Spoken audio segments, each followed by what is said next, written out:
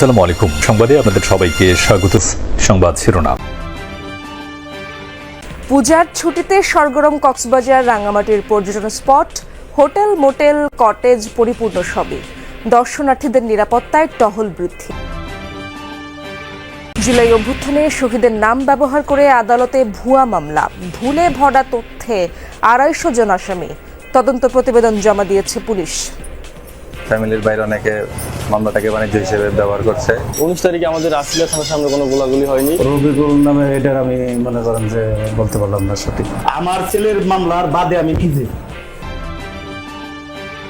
ভরা মৌসুমেও দেখা মিলছে না বড় ইলিশের। জেলেদের জালেও কালে ভাদ্রে ধরা পড়ে রূপালীর ঝিলিক। ট্রলিং বোট ও বেহুন্দি জাল নিষিদ্ধের দাবি। ইসরায়েলে ফিলিস্তিনি সশস্ত্র গোষ্ঠী হামাসের অভিযানের 2 বছর পূর্ণ হবে আগামী 7 অক্টোবর। এই সময়ের মধ্যে বহু হামলার চালনা এবং আক্রমণ মোকাবেলার পর আলোচনায় সংগঠনটির বর্তমান অবস্থান।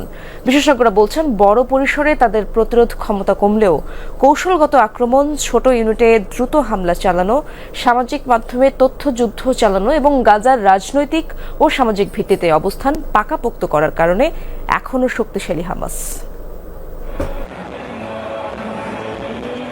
আগামী 7 অক্টোবর পূর্ণ হবে ইসরায়েলে হামাসের অপারেশন আল আকসা ফ্লাডের 2 বছর। এই সময়ের মধ্যে কতখানি কমানো গেছে গোষ্ঠীটির সক্ষমতা, কতটুকু বদলেছে তাদের কৌশল, এসব প্রশ্নই ঘুরপাক খাচ্ছে মানুষের মনে। বিশেষজ্ঞরা বলছেন, আগের চেয়ে হামাস এখন আরও কৌশলী ও নমনীয়। ছোট ছোট ইউনিটে মর্টার বা অ্যান্টি ট্যাঙ্ক মিসাইল হামলা চালিয়ে দ্রুত সরে যায় তারা। বড় পরিসরে প্রতিরোধ করার ক্ষমতা কমে এলেও কৌশলগত আক্রমণ চালিয়ে যাচ্ছে সংগঠনটি, মনে করছেন বিশ্লেষকরা। একই সঙ্গে সোশ্যাল মিডিয়ায় প্রচারণা চালিয়ে তথ্যযুদ্ধে সক্রিয় হামাস। ফলে শুধু সামরিক নয়, কূটনৈতিক ও রাজনৈতিক ক্ষেত্রেও শক্তিশালী হয়ে উঠেছে সংগঠনটি। হামাসের সৈন্য সংখ্যা নিয়েও ধোঁয়াশা থেকেই যাচ্ছে। তাদের অপারেশনগুলো কেন্দ্রীয় নেতৃত্বের নির্দেশে হচ্ছে নাকি ছড়িয়ে ছিটিয়ে থাকা দল নিজেরা করছে, তাও নিশ্চিত নয় কেউ। হামাসের ঠিক কতজন যোদ্ধা আছে তা কেউ নিশ্চিতভাবে জানে না। অনুমান করা হয় প্রায় 30,000 পর্যন্ত হতে পারে। তবে এ ধরনের গোষ্ঠীর সঠিক সংখ্যা নির্ধারণ সবসময় কঠিন। এখন প্রশ্ন থেকেই যায়, হামাসকে কি আসলে নির্মূল করা সম্ভব?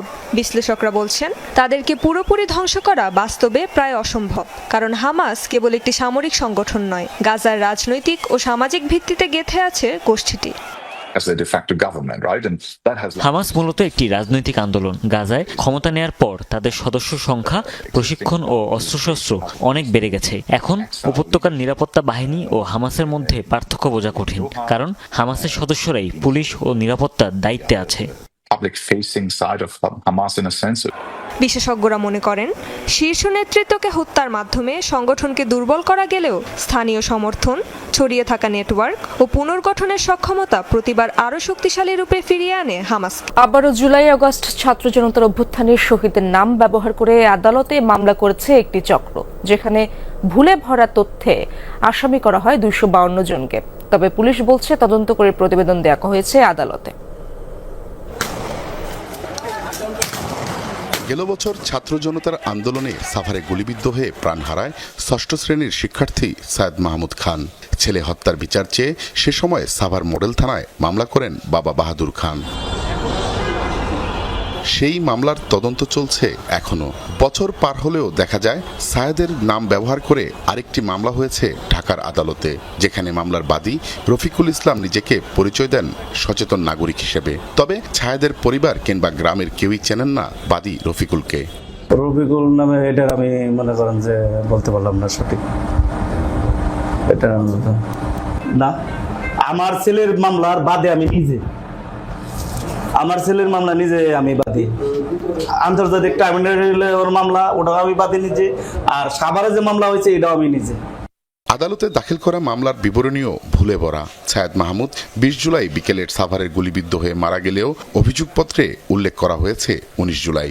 ঘটনাস্থল দেখানো হয়েছে আশুলিয়া থানার সামনে। অথচ বৈষম্য বিরোধী ছাত্র আন্দোলনের নেতা কিংবা স্থানীয় কারো কাছে নেই এমন কোনো তথ্য। 19 তারিখে আমাদের রাসিলা থানার সামনে কোনো গোলাগুলি হয়নি। 19 জুলাই ছোটখাটো আন্দোলন মিছিল হয়েছে বাইরে। কোনো মৃত্যুর ঘটনা ঘটছে? ফ্যামিলির বাইরে অনেকে মামলাটাকে বাণিজ্য হিসেবে ব্যবহার করছে। একজনের মামলা আরেকজন দিচ্ছে, মিথ্যা মামলা দিচ্ছে। তবে পুলিশ বলছে আদালতের নির্দেশে একটি প্রতিবেদন দেওয়া হয়েছে। 19 তারিখে তারা অভিযোগ দিয়েছে, কিন্তু আসলে এই অভিযোগের ঘটনা তো সাভার থানায়, আমার থানায় নয়। এই জন্য আমি ওইভাবে অভিযোগটা তদন্ত করে পাইনি। একজন শহীদকে নিয়ে এমন প্রতারণায় ক্ষুব্ধ সায়েদ মাহমুদের গ্রামের বাড়ি মানিকগঞ্জের সিংগাইর থানার ধল্লা এলাকার মানুষ। ছেলে গেছে আমার জায়গায় বলছে আমি বুঝতেছি। আমার কথা হচ্ছে আমার ছেলের জন্য যেন ভালো মানুষ, কোনো ভালো মানুষ যাতে নাকি ইতি না পড়ে।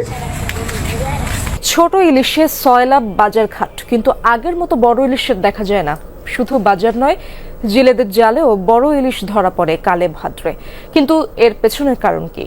কেন আগের মতো বড় ইলিশ মিলছে না? সেই উত্তর থাকছে পটুয়াখালী থেকে সহকর্মী জাকারিয়া হৃদয়ের পাঠানো 2 পর্বের প্রতিবেদনের শেষটিতে।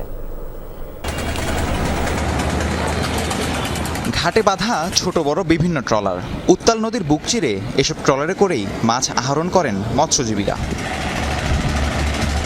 একসময় ভরা মৌসুমে জালে ধরা পড়তো বড় ইলিশ, এখন তা সুদূর অতীত। বেশিরভাগ সময়ই ছোট ইলিশ নিয়ে ফিরতে হয় জেলেদের। বড় ইলিশের দেখা মেলে কালে ভদ্রে। ট্রলিং এর বেশি সমস্যা করে বিদায় মাছটা আর কি ধরা কম পড়ে। গুড়া মাছটা কম মারনে, মানে এবছর আমাকে বাংলাদেশে আলাদা মানে গুড়া মাছটা ভালো পাইতেছে। তবে ইলিশের এই আকাল কি পুরোটাই প্রাকৃতিক? শুধুই কি জলবায়ু পরিবর্তনের প্রভাবেই ইলিশ কম পাওয়া যাচ্ছে? কাঠবডিগুলো এইগুলো হলো যে একেবারে উপরে আইসিয়া ট্রলিং করার পর যে গুঁড়া মাছগুলো সব মেরে ফেলে তার সেই জন্য মাছের প্রজনন হারটা কম হয়ে গেছে। বড় মাছও কম হইতে দেয় না। বড় মাছ ট্রলিং এই মাছটা সম্পূর্ণ আড়তদারদের অভিযোগের সত্যতা মিলে নদী তীরবর্তী ঘাটেও দেদারসে অবৈধ বেহুন্দি জাল তৈরির কাজ চলছে। নদীমোহনায় ট্রলিং বোটের দেখাও মিলছে হরহামেশায়। এসব বন্ধের দাবিতে পটুয়াখালী ও বরগুনার জেলেরা কয়েক দফা মানববন্ধনও করেছে। আইন অনুযায়ী নিয়মিত অভিযান পরিচালনা করে অবৈধ এসব বোট ও জাল জব্দ করা হচ্ছে বলে জানালেন মৎস্য অধিদপ্তরের মহাপরিচালক। অ্যাডিশনাল মানে 40 মিটার গভীরতার ভিতরে তারা মাছ ধরবে।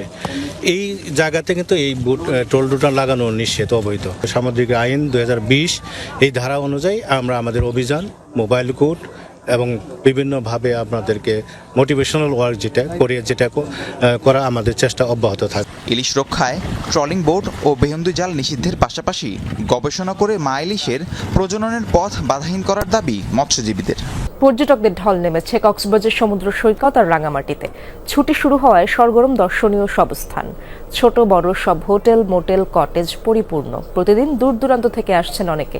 কেউ যাচ্ছেন সৈকতে, কেউ পাহাড়, নদী, হ্রদের মিতালি উপভোগে। পর্যটকদের নিরাপত্তায় বাড়ানো হয়েছে টহল। কক্সবাজারের মতো রাঙ্গামাটির হোটেল, মোটেল, রিসোর্ট, কটেজও পরিপূর্ণ। পর্যটন সংশ্লিষ্ট ব্যবসাও চাঙ্গা।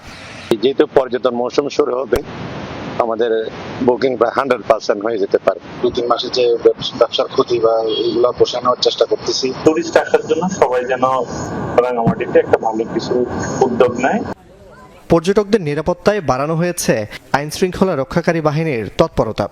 জেলা পুলিশ, অন্যান্য দেশের পুলিশ ইউনিট আছে, নৌ পুলিশ সহ আমাদের র্যাপিড অ্যাকশন ব্যাটালিয়ন আছে, সেনাবাহিনী আছে, জেলা প্রশাসন আছে।